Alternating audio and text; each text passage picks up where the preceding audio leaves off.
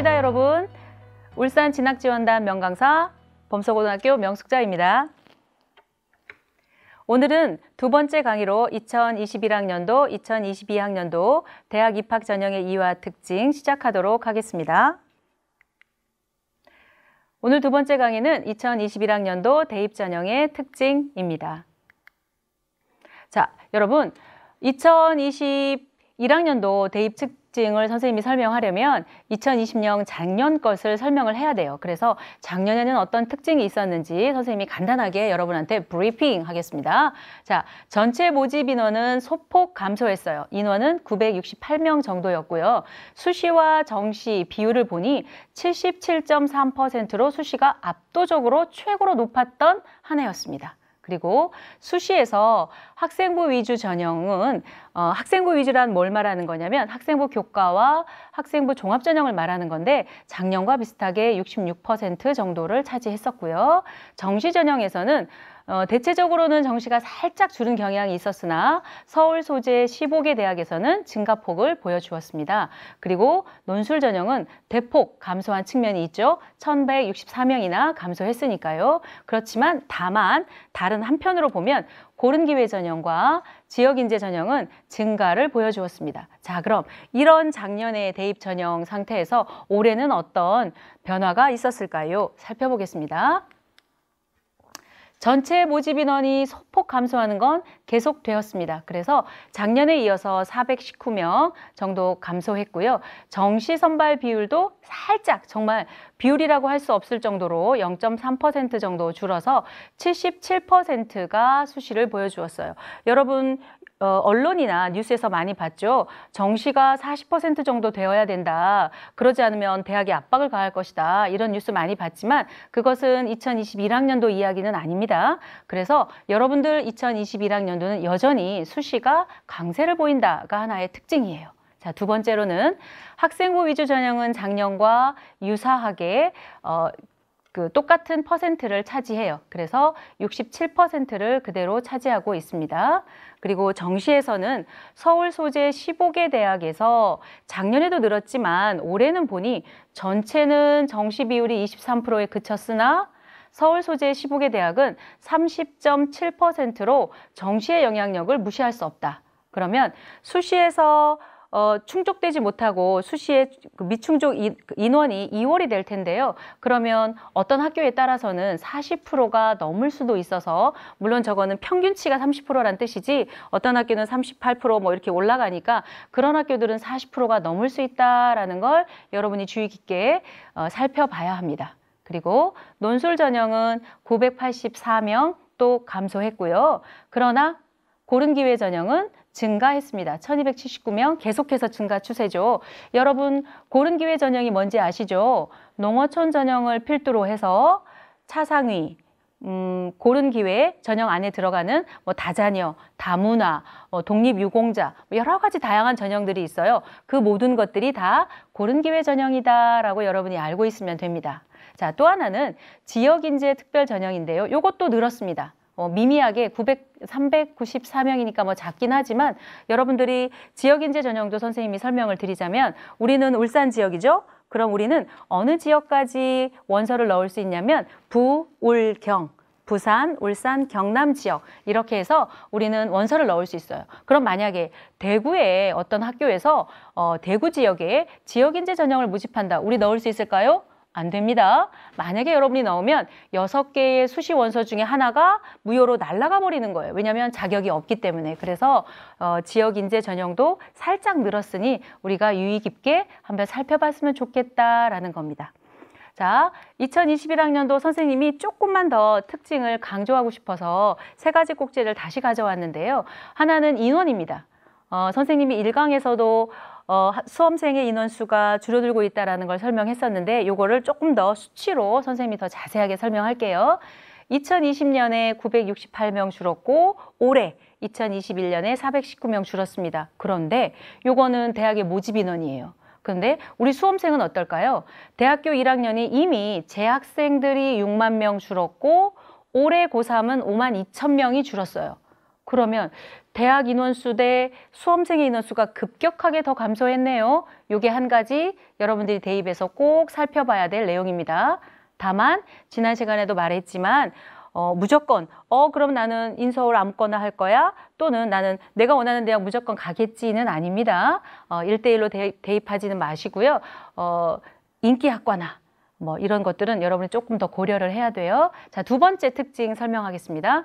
정시 모집 인원이 증가했습니다. 그런데 15개 대학에서 서울 지역에 여러분들이 막 가고 싶어하는 15개 대학들이 있어요.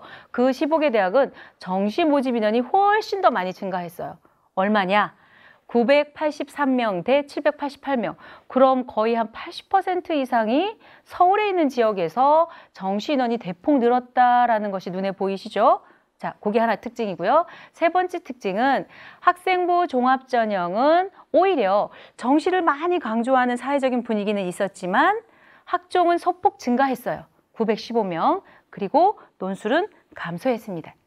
이것이 2021학년도 대입의 주안점이라고 선생님이 설명드릴 수 있습니다. 자, 그러면 이제 구체적으로 하나씩 설명을 드릴까요? 2021학년도를 요건 4년제만 모아놓은 겁니다. 4년제 대학별을 살펴봤더니 수시 모집은 1,402명 감소했고요. 정시 모집은 983명 증가, 그래서 전체적으로 봤더니 419명 감소했네요가 여러분 표에서 보이시죠? 자, 그리고 수시 정시 비율을 그럼 100명을 뽑는다면 살펴볼까요? 그랬더니 77명을 여전히 수시에서 뽑아요. 그래서 수시는 여전히 올해 대입에서도 강세를 보여준다라는 걸 여러분한테 설명드리고요. 또 하나는 학생부 종합전형 비율이에요. 여러분 24.8% 보이나요? 이거는 25%라고 볼 수 있어요. 그죠? 살짝 반올림해서 우리가. 그러면 4명 중에 1명은 학종으로 뽑는다는 거예요. 그럼 우리가 학교생활 설계, 학교생활 열심히 하고 나의 진로 개척, 그리고 학종에 대한 준비 소홀히 할 수 없겠죠? 요 숫자가 여러분한테 무엇을 해야 될지를 말해주고 있다라고 선생님은 생각돼요. 자, 그러면 또 다른 하나의 표를 준비해 봤습니다. 여러분, 그러면 학종만 강조하냐, 정시만 강조하냐? 그렇지 않아요. 전국적으로 살펴보면 학생부 교과 전형, 나의 내신 관리를 잘하고 또 특별한 교과목들을 내가 열심히 해야 되는 학생부 교과 전형의 경우에는 54.3%가 전국에서 차지하는 비율이에요. 굉장히 많죠. 그런데 서울하고 한번 비교해 볼게요. 비교해 봤더니 서울은 오히려 학생부 종합전형이 62.5%, 그리고 학생부 교과는 9.3%밖에 안 되네요. 그러면 나는 우리 집 주변에 있는 학교를 갈 거야. 그리고 나는 내신 관리가 참 잘 된 아이야 라고 한다면 우리 전국 순위에서 보면 용기를 내요. 우리가 갈 수 있는 충분한 퍼센트가 다 포진되어 있다라고 여러분이 볼 수 있습니다. 자, 그럼 선생님은 이제 여러분의 좀 집중을 조금 더 모아보기 위해서 서울에서 여러분들이 정말 가고 싶어하는 대학교들 1군으로 한번 묶어봤어요. 그랬더니 여러분 교과 한번 봐주세요. 교과에는 빈칸이 많죠? 그리고 마이너스가 많네요. 그런 거 보면 교과는 좀 줄어드는 추세인데 고려대만 학교장 추천 전형을 조금 느림으로 해서 학교장 추천 전형을 학생부 교과에 넣어서 셈을 했기 때문에 데이터상으로는 늘어난 것처럼 보입니다. 그리고 두 번째 볼게요. 학생부 종합 전형은 연세대가 필두로 해서 굉장히 많이 늘었죠. 논술 한번 보세요. 다 마이너스 보이죠. 변동이 없거나 마이너스. 그래서 여러분이 가고 싶어하는 1군 대학들, 서울 지역의 대학들을 보면 학생부 종합전형은 여전히 강세를 보여주고 논술은 조금 내려가고 그리고 정시는 538명 정도의 인원수를 보여주는 거 보면 정시도 늘어난 경향이 뚜렷하게 보입니다. 그러면 선생님이 조금만 더 확대해 볼게요. 서울 지역에 조금만 더 확대해서 여러분들이 또 가고 싶어하는 대학들을 또 다시 한번 또 추려봤어요. 그랬더니 교과 전형에서는 계속해서 마이너스가 보이죠? 교과 전형이 줄었다는 뜻입니다. 그런데 학생부 종합 전형은 플러스 168명 외대에 또 홍익대도 20명 이런 식으로 학생부 종합 전형에서 늘어난 걸 볼 수 있고요. 논술 전형에서는 줄어드는 거 볼 수 있죠. 그래서 전체적으로 요 15개 학교만 봤더니 441명 정도의 논술 인원이 줄어들었더라라는 걸 알 수 있고, 정시는 앞에서 선생님이 설명했었죠. 788명 정도가 늘어났습니다. 그리고 여러분 교과 오해하면 안 돼요. 왜냐하면 교과는 고려대가 753명을 교과로 잡았기 때문에 실제 굉장히 550명 늘어났나? 이렇게 볼 수 있지만 실제로는 교과는 감소한 측면이 있으니 여러분이 교과 전형으로 서울에 지원할 때는 조금 유의가 필요하다. 선생님은 이렇게 보여요. 자, 그러면 조금 더 대학교를 좀 확대해 볼까요? 서울 지역에 한국 외대부터 선생님이 고려대까지 쭉 뽑았는데 이 순서를 잡은 의미는 가나다 수는 아니고요. 옆에 오른쪽에 보시면 정시에 정시 비율이 높은 학교들 먼저 한번 잡아봤어요. 그랬더니 한국 외대는 39.4%를 필두로 해서 홍익대, 건국대, 서울시립대 이런 식으로 35%가 넘는 대학들이 굉장히 많이 생겼죠. 그러면 수시 모집에서 채우지 못한 아이들이 2월이 되면 40%를 넘을 수 있는 학교들이 종종 왕왕 있겠다라는 걸 여러분이 하나 키포인트로 잡아야 되고, 또 하나는 수시 정원 내에서 학생부 종합전형 봐주세요. 2만 명 정도가 돼 보이죠. 그래서 무시할 수 없다. 학생부 종합전형 굉장히 중요하다라는 걸 여러분이 알 수 있어요. 그럼 선생님은 하나 더 강조하기 위해서 정시 모집을 한 번 더 떼어와 봤어요. 그래서 작년에 2020년 정시를 많이 봤었던 학교 4개 학교가 있었거든요. 시립대, 홍익대, 외대, 건국대. 그런데 올해도 마찬가지였어요. 약간의 퍼센트 변화는 있을지 모르지만 이 4개 대학이 많은 정시 인원을 비율로 뽑고 있었고요. 그 이외에도 우리가 눈여겨봐야 되는 2개의 대학이 보이네요. 이화여대와 연세대. 또 눈여겨봤으면 좋겠고, 맨 밑에 보이죠? 빨간색으로 선생님 표시한 거. 서울대와 고려대는 여전히 정시 비율이 매우 낮다. 그러나 학생부 종합전형이 매우 중요한 학교가 되겠구나 라고 여러분이 생각해 줬으면 좋겠어요. 자, 그러면 이제 범위를 또 조금 더 넓혀 볼게요. 이제는 서울과 경기와 인천까지 한번 보겠습니다. 여러분, 아까 서울 지역에서 봤었던 거와 다르게 교과에 많은 인원이 들어가 있는 거 보이시나요? 그래서 선생님이 우리 울산 지역 아이들이 많이 가는 대학만 뽑은 거예요. 서울, 경기, 인천 지역의 모든 대학을 선생님이 다 갖고 있진 않았어요. 왜냐하면 여러분이 지원 안 하는 대학은 선생님한테도 의미가 없거든요. 그래서 그런 대학들만 뽑아보니 또 교과로 7,933명. 굉장히 의미 있는 숫자인 거 아시죠? 그리고 종합전형만 봐도 11,000명 정도가 돼요. 근데 또 쭉 와서 우리 정시 한번 볼까요? 정시도 30%가 넘는 35%에서 왔다 갔다 하는 대학들 많이 보이죠? 국민대, 단국대, 과기대, 서울여대, 인천대, 한국항공대 이런 대학들은 정시도 무시할 수 없을 만큼 많이 뽑는구나라는 걸 여러분이 알고 있기 바랍니다. 자, 그럼 이번에는 우리가 영남 지역으로 한번 와볼까요? 우리 지역, 우리 고등학교 옆에 있는 우리 영남 지역, 부산, 울산, 경남은 어떨까요? 선생님이 2가지 시트를 준비해 봤는데요. 먼저 하나는 정시 먼저 설명할게요. 여러분 한번 퍼센트를 보세요. 서울 지역, 경기 지역, 인천 지역에서 봤던 거하고 굉장히 다르죠? 경북대 33, 그리고 부경대 28, 그리고 부산대, 창원대 이외에는 정시가 많이 엄청나게 비율적으로 높지는 않죠. 그게 하나의 특징이 있고요. 또 하나의 특징은 경남대, 경북대, 경상대 쭉 보시면 교과 전형에 굉장히 많은 인원수가 포진되어 있어요. 그래서 선생님이 쭉 계산을 한번 해봤답니다. 한국해양대까지 쭉 계산해봤더니 학생부 교과 전형이 27,000명 정도. 그래서 전체 우리 영남 지역권만 생각해봤더니 58% 정도가 돼요. 그리고 학생부 종합전형이 24% 정도가 됩니다. 그래서 여러분은 여전히 학생부 교과전형이 우리 주변의 영남권에서는 굉장히 의미 있는 전형이다라는 걸 꼭 머릿속에 기억하기 바랍니다. 자, 2021학년도 수능 한번 볼까요? 수능. 여러분, 2021학년도 수능은 크게 뭐가 달라졌죠? 크게 말하면 달라진 게 없다입니다.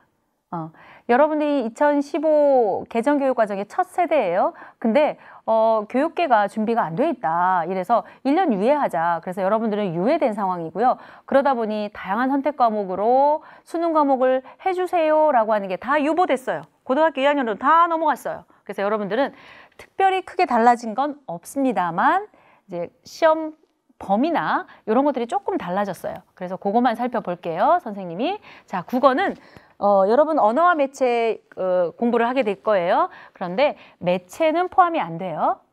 그리고 수학에서 자연계열이 선택하는 수학과는 수학 1, 미적분, 확통, 그런데 기하가 포함되지 않습니다. 그리고 인문계열 학생들이 주로 선택하는 수학나는 수학 1, 2, 확통 이렇게 범위가 정해졌어요. 그리고 작년과 마찬가지로 영어도 절대평가, 한국사도 절대평가. 근데 탐구 과목은 작년하고 똑같이 상대평가로 등급이 주어진다. 그리고 제2외국어도 똑같이 등급이 주어진다. 를 여러분이 아셨으면 좋겠습니다. 또 하나 있네요. 여러분 탐구 과목에 1학년 때 통합사회하고 통합과학 배운 거 기억해요? 그거는 수능의 시험 범위엔 들어가지 않습니다. 모두 알고 계시죠? 자, 그러면 여러분 이제 수능을 여러분이 공부할 때 EBS 교재 많이 보죠. 올해까지는 EBS 연계율이 70%예요. 근데 영어 과목만 직접 연계가 아니고 간접 연계라고 해요. 간접 연계가 뭘까요? 지문을 있는 그대로 가져오지 않아요. 요지나 주제가 비슷한 것들을 다른 책에서 발췌를 하고 이것이 왜 일어났냐면 영어를 아이들이 공부를 하면서 지문을 모두 통째로 외웠대요. 그리고 그걸 직접 적용하니 이런 일은 있을 수 없다. 이래서 영어는 직접 연계를 하지 않고 간접 연계로 진행한다라고 여러분이 알고 있으면 됩니다. 선생님이 지금까지 쭉 강조를 하면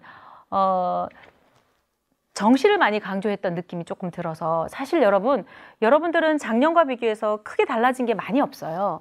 뭐 매스컴에서는 정시를 많이 얘기했지만 여러분들은 실제로 정시가 많이 늘어나지 않아서 선생님이 마지막으로 강조하고 싶어서 학생부 종합전형 모집 인원을 다시 한번 준비했습니다. 2021학년도 서울 지역의 15개 대학은 학생부 종합전형이 44.5%를 차지해요. 그래서 수시 정원 내도 보면 2만 명이 넘고요. 정원 외에서도 거의 2,500명 정도를 뽑아요. 인원이 굉장히 많죠.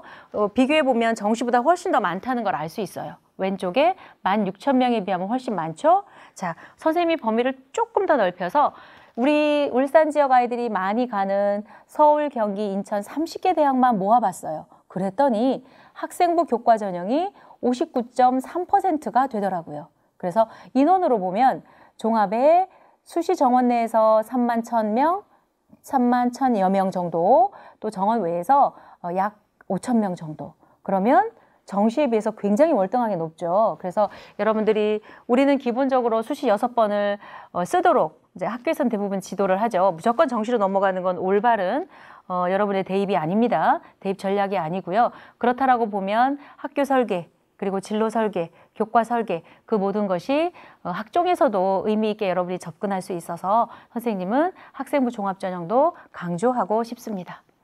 자, 여러분 오늘 2021학년도 대입전형의 특징 설명을 했고요. 다음 시간에는 선생님이 2022학년도 대입전형에 대해서 설명하도록 하겠습니다. 여러분 감사합니다.